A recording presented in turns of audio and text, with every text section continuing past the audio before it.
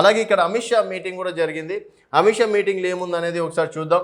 మూడోసారి మోడీనే ప్రధాని, దేశంలో 400 సీట్లు, రాష్ట్రంలో 12 సీట్లు టార్గెట్. అమిత్ షా కాంగ్రెస్ బీఆర్ఎస్ను మస్లిస్తో అంటగట్టుతున్నాయి. మా ఓటు బ్యాంకును చూసి ఆ రెండు పార్టీలు భయపడుతున్నాయి. కాంగ్రెస్ బీఆర్ఎస్ మజ్లిస్ మూడు కుటుంబ పార్టీలే. బీఆర్ఎస్ అంటే భారతీయ భ్రష్టాచార సమితి, సిఏఏ పౌరసత్వం ఇచ్చేది కానీ గుంజుకునేది కాదు. ఎల్బీ స్టేడియంలో బీజేపీ బూత్ కమిటీ అధ్యక్షులతో సమావేశం. సో మొత్తానికి మూడోసారి నరేంద్ర మోడీ ప్రధాని అవుతారని కేంద్ర హోంమంత్రి అమిత్ షా ధీమా వ్యక్తం చేశారు. తను దేశంలోని చాలా రాష్ట్రాలకు వెళ్ళానని, ఇక్కడికి వెళ్ళినా మోడీనే ప్రధాని కావాలని ప్రజలు కోరుకుంటున్నారని చెప్పారు. ఈసారి బీజేపీ ఖచ్చితంగా 400 సీట్లు గెలుస్తుందని, అందుకు ప్రతి కార్యకర్త కృషి చేయాలని పిలుపునిచ్చారు. రాష్ట్రంలో 12కు పైగా సీట్లలో బీజేపీని గెలిపించాలని సూచించారు. 75 ఏళ్ళు అవుతున్న రాష్ట్రంలో నిజాం పాలన ఆనవాళ్ళు ఇంకా ఉన్నాయని, దాని నుంచి విముక్తి కలగాలంటే బీజేపీని గెలిపించాలని విజ్ఞప్తి చేశారు. కాంగ్రెస్ బీఆర్ఎస్ పార్టీలు మజ్లిస్తో అంటగట్టుతున్నాయని తెలిపారు.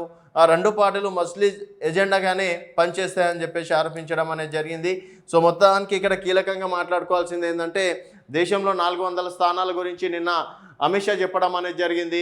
తెలంగాణలో 12 స్థానాలు గెలుస్తామని చెప్పేసి ధీమా వ్యక్తం చేస్తున్నారు. సో ఇప్పుడున్న పరిస్థితుల్లో అయితే భారతీయ జనతా పార్టీ 6 నుంచి 7 స్థానాలు గెలిచే అవకాశాలు ఉన్నాయని చెప్పేసి సర్వే రిపోర్ట్లే చెప్తున్నాయి. కొన్ని అంటే ఇంకా రానున్న రోజుల్లో ఆ సర్వే రిపోర్ట్లు తారుమారు అవుతుందా అని చెప్పేసి చూడాలి. అండ్ కాంగ్రెస్ పార్టీ మాత్రం డెఫినెట్గా 12 స్థానాల నుంచి 14 స్థానాల వరకు కాంగ్రెస్ పార్టీ టార్గెట్ పెట్టుకుంది.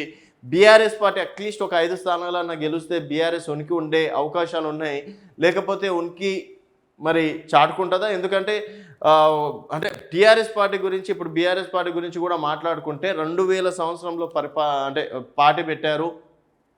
2004లో కాంగ్రెస్ పార్టీతో అంటే టైఅప్ అవ్వడం అనేది జరిగింది. 2009లో మహాకూటమి, అప్పుడు టీడీపీ, సిపిఐ, సిపిఎం, టీఆర్ఎస్ నలుగురు కలిసి 2009లో పోటీ చేయడం అనేది జరిగింది. 2014లో మాత్రం సింగిల్గా పోటీ చేసి 2014, 2018లో అధికారంలోకి వచ్చాయి. సో మరి ఇప్పుడున్న పరిస్థితిలో మాత్రం బీఆర్ఎస్ ఆ విధంగా చరిత్రకి ఎక్కుతుందా, లేకపోతే ఉన్న ఎమ్మెల్యేలు కాస్త అంటే రేవంత్ రెడ్డి గారే మొన్న చెప్పారు, నేను తలుచుకుంటే మాత్రం గేట్లు ఓపెన్ చేస్తే నలుగురు మిగులుతారు, మిగతా వాళ్ళందరూ కాంగ్రెస్ పార్టీలోకి వస్తారని చెప్పేసి కూడా చెప్పడం అనేది జరిగింది.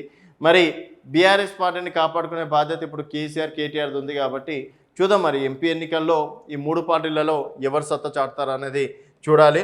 అలాగే